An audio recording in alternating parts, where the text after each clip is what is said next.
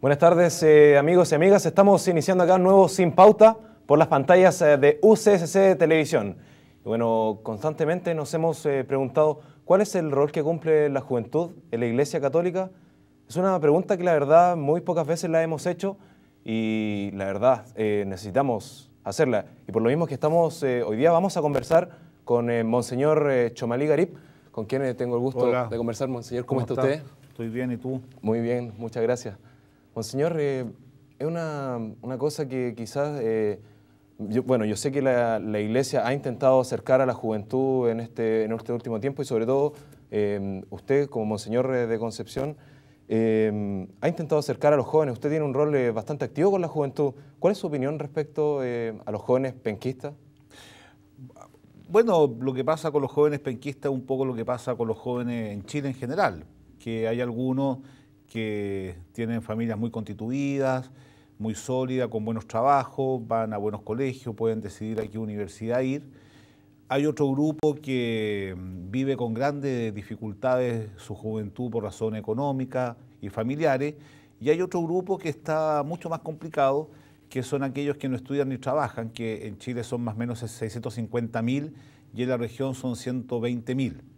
Y evidentemente que la Iglesia Católica tiene una propuesta respecto a los jóvenes y trata de llegar a todos con lo que creemos que es un mensaje que vale la pena, que es el mensaje de Jesucristo, y los animamos a que tengan vida espiritual, que es el fundamento de toda la otra vida estudiantil, afectiva, etcétera, a través de las parroquias, con toda la experiencia de la pastoral juvenil y la iniciación de los sacramentos, con el servicio a los demás. Hay jóvenes que están muy involucrados en los servicios a los demás. Hacemos lo mismo en nuestros colegios y también hacemos lo mismo en los movimientos. Y de hecho hay un grupo importante de jóvenes que se congrega para formarse adecuadamente en distintos ámbitos, para las celebraciones, para el trabajo comunitario. Pero no hay un tipo de joven en Chile. Ahora, ¿qué es lo que tienen en común todos los jóvenes?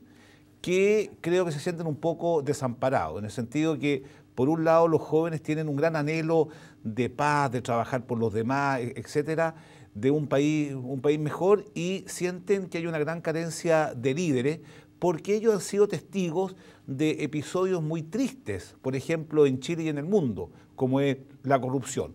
Y hay un grupo que se siente muy desanimado por las grandes dificultades que tiene para vivir. Y creo que a eso tenemos que apuntar nosotros con mucha preocupación. Por ejemplo, en Concepción, a mí me consta que esta es una universidad universitaria, pero hay muchos que dejan los estudios por razones económicas. Y por lo tanto, esos son los temas que a la Iglesia le preocupa, porque una sociedad que no se hace cargo de los jóvenes es una sociedad que fracasa y una sociedad que no tiene futuro. ¿Cuál es la diferencia que usted, Monseñor, nota respecto a cuando la época en que usted fue joven, en que usted vivió la juventud, ¿cierto? La diferencia entre esa sociedad y la que vivimos hoy en día. A ver, yo pienso que nosotros teníamos muchos ideales, yo al menos, pero no encontrábamos los espacios para participar. Yo veo, por ejemplo, que los trabajos comunitarios, las misiones hoy día, 30 años después, yo estuve en la universidad en los años 80, están mucho más organizadas que hoy día. Y eso es una cosa positiva. Y en segundo lugar, yo siento que ahora hay una cultura de los derechos que está mucho más desarrollada que en nuestra época, ¿ya? Y también yo percibo que hoy día los jóvenes tienen muchas más posibilidades de manifestarse porque estamos en una democracia. Y lo otro que yo percibo que también hay una cierta perplejidad de los jóvenes, porque Chile en estos 30 años, por ejemplo, el Chile que yo conocí cuando yo tenía 18 años no tiene nada que ver con el Chile de hoy día, pero nada que ver, es otro mundo. Y siento que hoy día la sociedad se ha estratificado mucho más y por lo tanto las diferencias que hay, a pesar de que el país ha crecido mucho, son mucho más notables.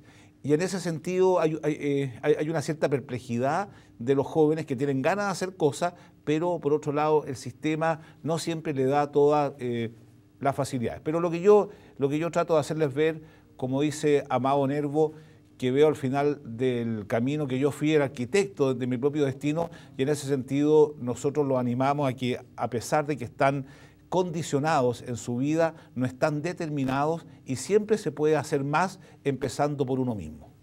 Monseñor, y bueno, por lo que me cuenta usted, los jóvenes notamos que queremos, tenemos una voz que queremos que sea escuchada, ¿cierto?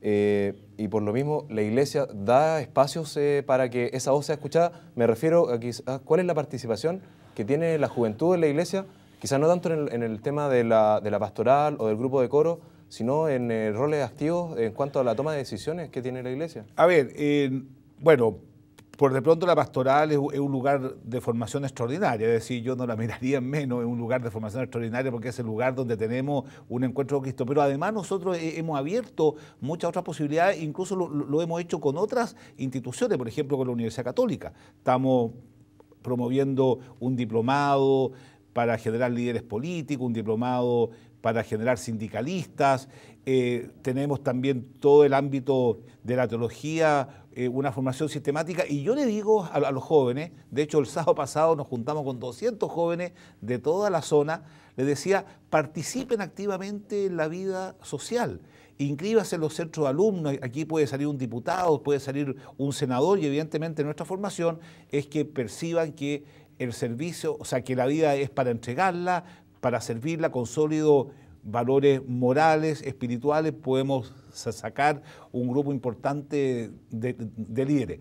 Ser católico no significa desentenderse de la realidad, al contrario, porque nosotros decimos que Cristo se encarnó, es decir, todo lo que tiene que ver con el hombre le interesa a Dios y a la Iglesia, y Dios quiere que haya muchos líderes que quieran tener una injerencia en la política, por supuesto también en la vida sacerdotal, que es desde donde surge, digamos, toda esta animación a los jóvenes. Pero yo faltaría gravemente a mi responsabilidad como arzobispo si es que no promuevo la formación integral. Y también quiero decirte algo, que uno de los grandes consejos que le doy a los jóvenes siempre es que estudien mucho.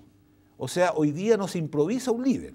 Y un joven que no se quema las pestañas estudiando no va a llegar a ninguna parte. O sea, el conocimiento hoy día es la gran riqueza que tiene una persona para sacar nuevas ideas, para sacar adelante sus anhelos, y eso es algo que yo lo promuevo mucho. Ahora, si después del estudio o junto con el estudio va una profunda vida espiritual, sin lugar a duda que vamos a tener un líder de primera línea, como lo fue, por ejemplo, el Padre Hurtado, que empezó siendo un dirigente juvenil, estudiando Derecho, y después descubrió que eso lo llevó a una experiencia mucho más profunda de vida sacerdotal. Claro.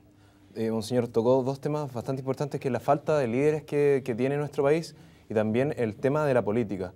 En el Chile actual, y bueno, lo hemos visto, ¿cierto?, en todo el tema de las movilizaciones estudiantiles, hay una crítica notable en cuanto al sistema político actual que rige en nuestro país. También así el tema de la falta de líderes.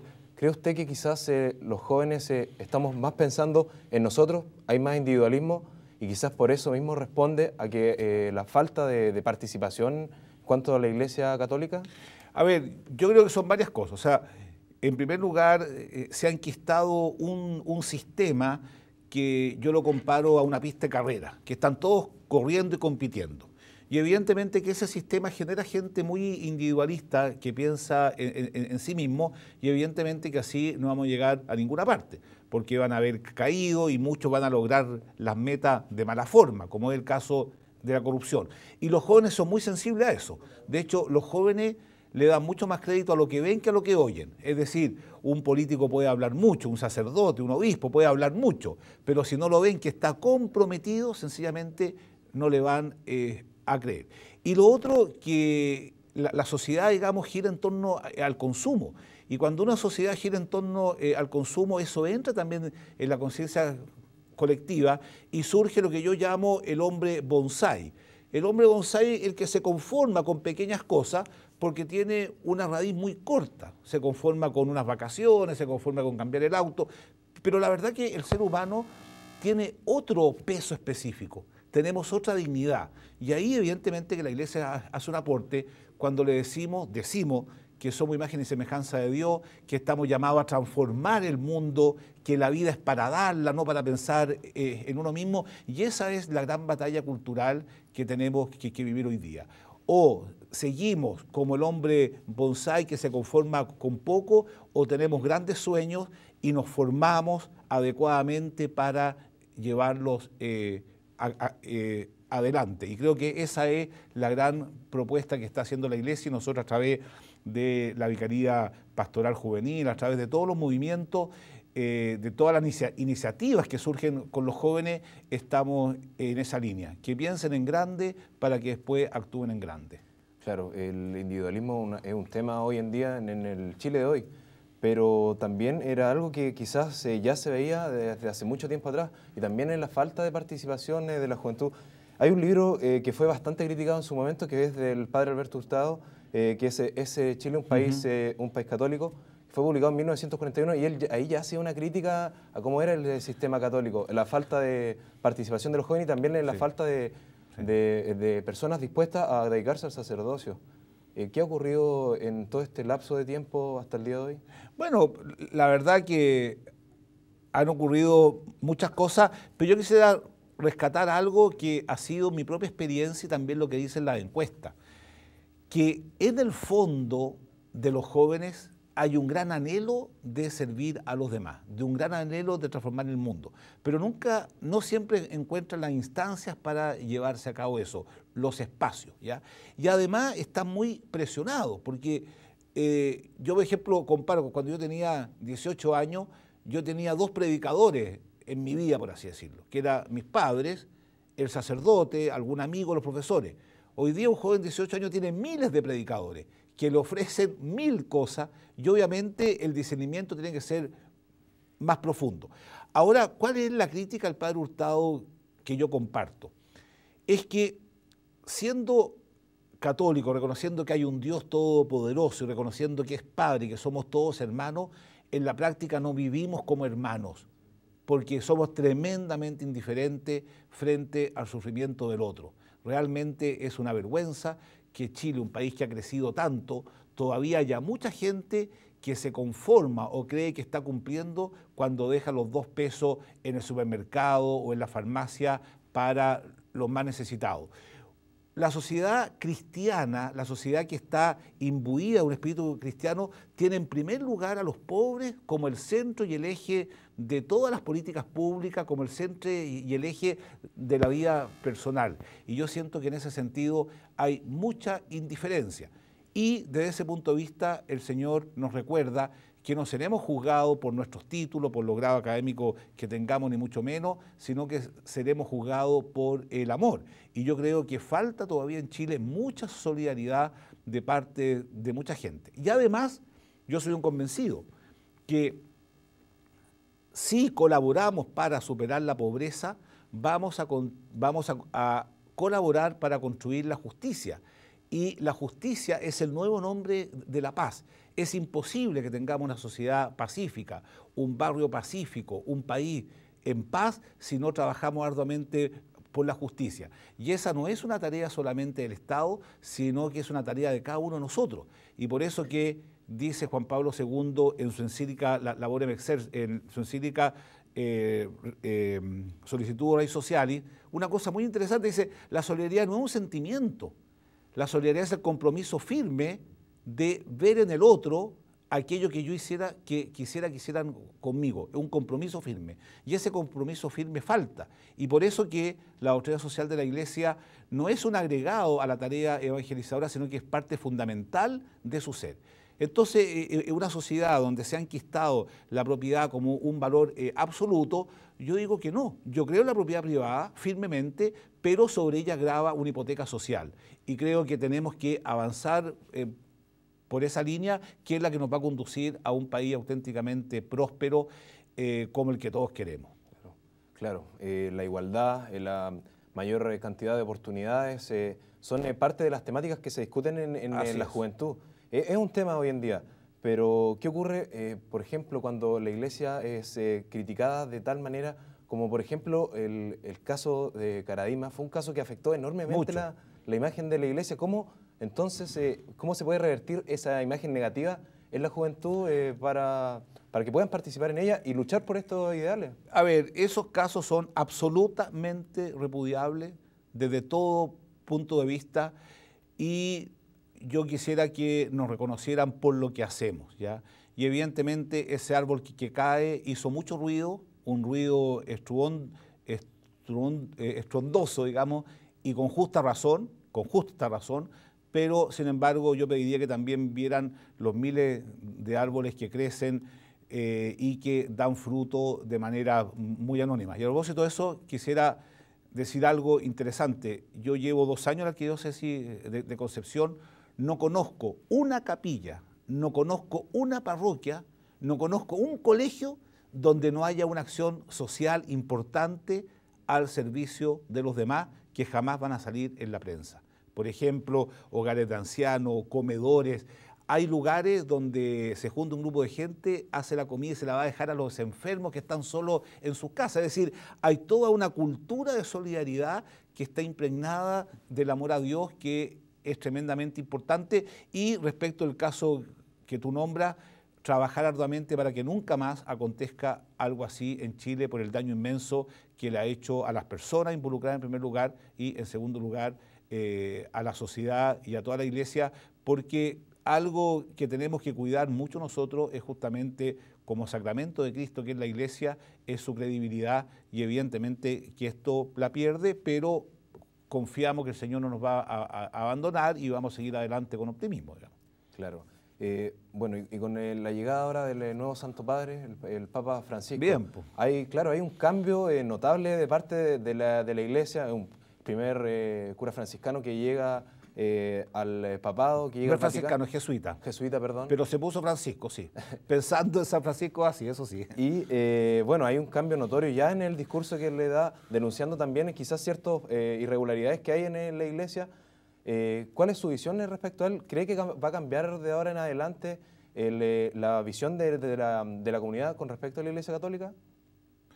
A ver, yo pienso que el Papa Francisco, en primer lugar, es una persona muy auténtica. Yo creo que eso es lo importante. Él vive ahora como lo ha hecho siempre, ¿ah? Es una persona de mucha inteligencia, de mucha austeridad, y él quiere vivir profundamente lo que significa el seguimiento de Jesucristo. Y todo lo que en la Iglesia ayude a terminar con el creer que tenemos poder y nos pongamos más al servicio, pienso que es una cosa muy positiva, pero ese cambio lo tiene que hacer toda la sociedad. Y yo creo que hoy día los jóvenes andan muy por esa línea, en el sentido que a las autoridades que le creen son a las que sirven, no a las que imponen el poder, algo que yo lo he pensado siempre y trato de vivirlo. La autoridad es para servir, y en el servicio nos vamos a reconocer como Jesucristo, como hijos de Dios, digamos, y como discípulos de Jesucristo. Y evidentemente que el Papa ha hecho algunos signos que son importantes, y él se suma a una historia de 2000 años con la simpatía que él tiene, con la sabiduría que él tiene, y también porque creemos desde la fe que el Espíritu Santo puso a Francisco como Papa para guiar la Iglesia en el siglo XXI, y por supuesto que representa una gran alegría, en primer lugar porque tenemos un Papa, ya, que es nuestro pastor universal, es el vicario de Cristo, sucesor de Pedro, y nosotros lo miramos con mucha fe y siempre ayudarlo en todo lo que sea en el trabajo que nos corresponde a nosotros. Perfecto. Monseñor, déjeme agradecerle su visita. A usted, muchas Por favor, está invitado como siempre a este estudio. Bueno, y con la conversación con Monseñor Fernando Chomalí comenzamos ya a despedirnos, una conversación franca, amena. De verdad le agradezco nuevamente por estar acá en los estudios de la Universidad Católica de la Santísima Concepción, y ya comenzamos a despedirnos. Este es un nuevo Sin Pauta por las pantallas de UCSC Televisión.